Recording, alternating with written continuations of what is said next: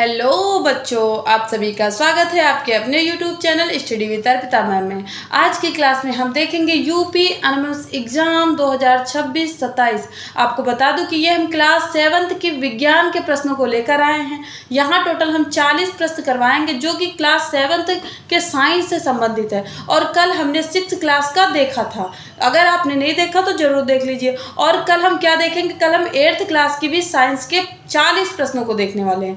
तो अगर अभी तक आपने चैनल को सब्सक्राइब नहीं किया तो जरूर कर लीजिए, क्योंकि हम करवाएंगे आपको यूपी एनएमएस की तैयारी। तो चलिए देखते हैं आज की क्लास का पहला प्रश्न क्या हो जाएगा कि निम्नलिखित में से कौन सा साधन मनोरंजन का आधुनिक साधन नहीं है। तो करेक्ट आंसर क्या हो जाएगा, तो कहेंगे कठपुतली का खेल। ये क्या है, आधुनिक साधन नहीं, कठपुतली का खेल पहले भी होता था। ठीक है, अब हम देखेंगे प्रश्न नंबर 2 कि भारत में हरित क्रांति के जनक कौन माने जाते हैं। बात भारत की चल रही तो कहेंगे डॉक्टर एम.एस. स्वामीनाथन। और यहाँ ध्यान दीजिएगा हरित क्रांति है, अगर श्वेत क्रांति लिखा होता तब हम कहते हैं डॉक्टर वर्गीस कुरियन।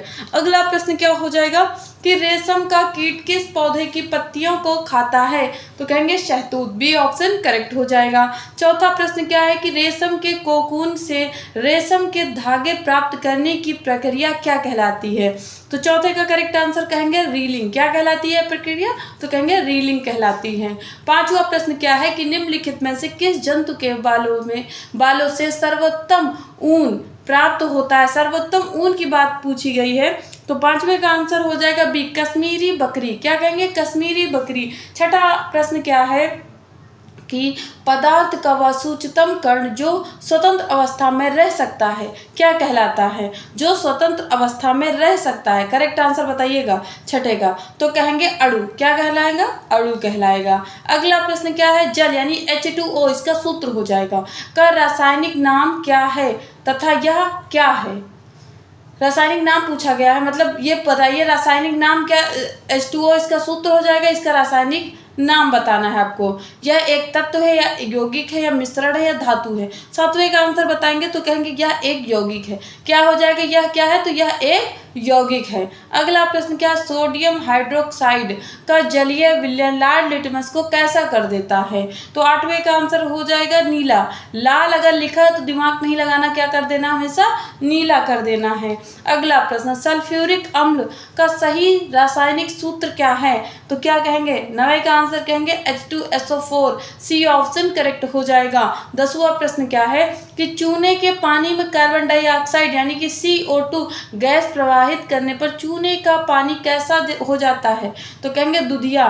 10वें का करेक्ट आंसर ऑप्शन ए हो जाएगा। प्रश्न नंबर 11 क्या है कि लोहे पर जंग लगना किस प्रकार का परिवर्तन है। तो कहेंगे रासायनिक परिवर्तन। 12 नंबर प्रश्न क्या हो जाएगा बेटा, तो कहेंगे स्वस्थ मानव शरीर का सामान्य तापमान कितने डिग्री सेल्सियस में आपको बताना है। फ़ारेनहाइट में नहीं बताएंगे, तो क्या कहेंगे 37 degree Celsius. B option correct.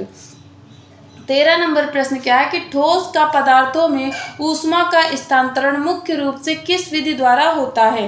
13 का आंसर क्या हो जाएगा, तो कहेंगे ऑप्शन ए चालन विधि द्वारा। किस विधि द्वारा, तो चालन के द्वारा होता है।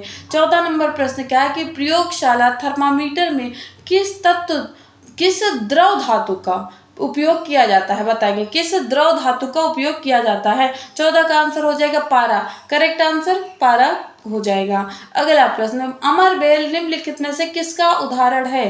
प्रश्न नंबर 15 का आंसर क्या कहेंगे, परजीवी।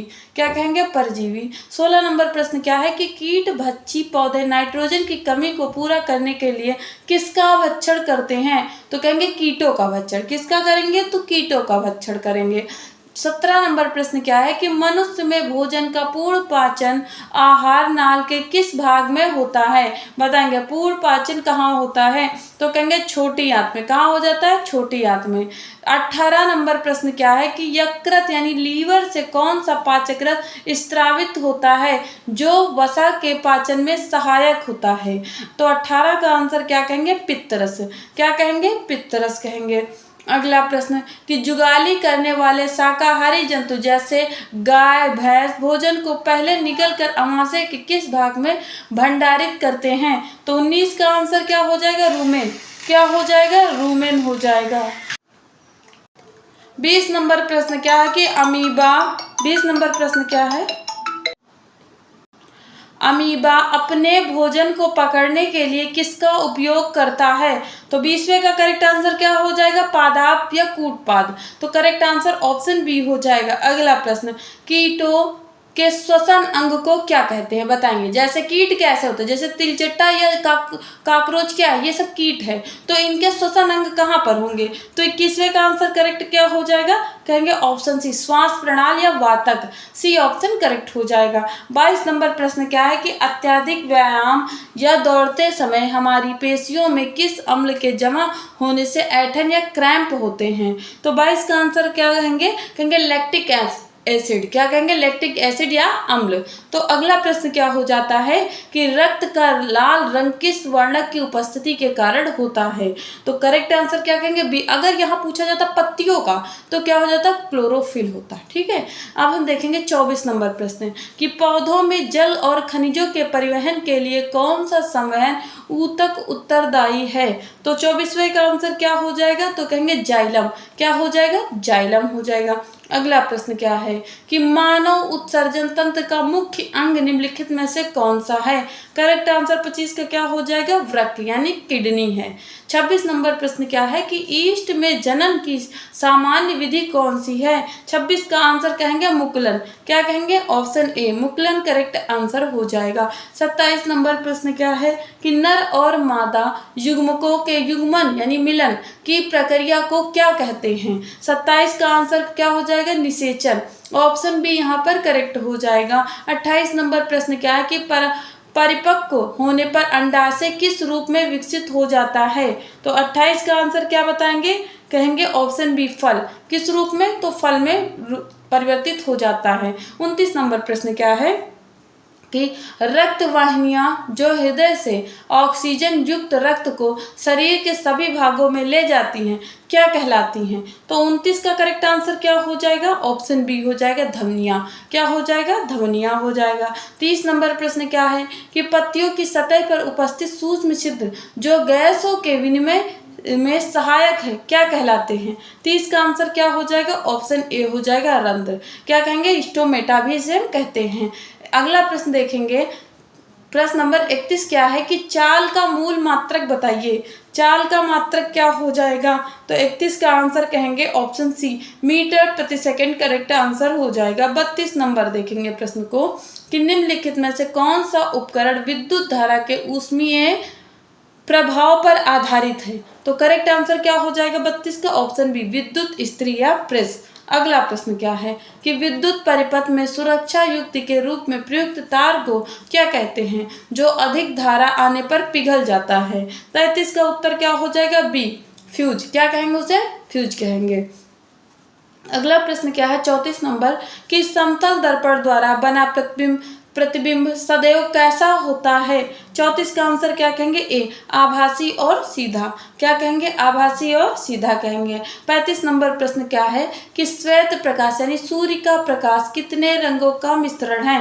35 का आंसर हो जाएगा 7 रंग। कितने रंग? तो 7 रंग। 36 नंबर प्रश्न क्या है कि किस लेंस को अपसारी लेंस भी कहा जाता है? 36 का आंसर क्या हो जाएगा? बी, अवतल लेंस। क्या कहेंगे हम बच्चों? तो अवतल लेंस कहेंगे। अगला प्रश्न क्या है? प्रश्न नंबर देखेंगे 37 नंबर प्रश्न क्या है कि विश्व जल दिवस प्रतिवर्ष किस तिथि को मनाया जाता है?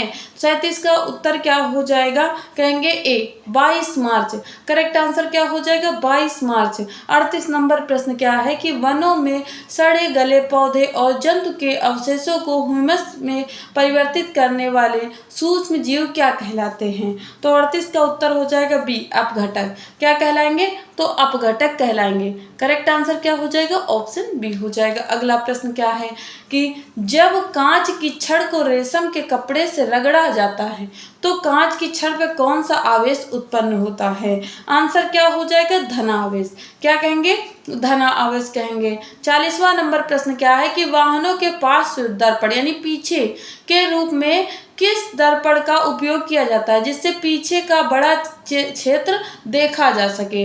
ऑप्शन ए अवतल दर्पण, ऑप्शन बी उत्तल दर्पण, ऑप्शन सी समतल दर्पण, ऑप्शन डी कोई नहीं। तो जो भी करेक्ट आंसर होगा सभी लोग करेक्ट आंसर जो है कमेंट बॉक्स में जरूर देंगे। HW के लिए ये है।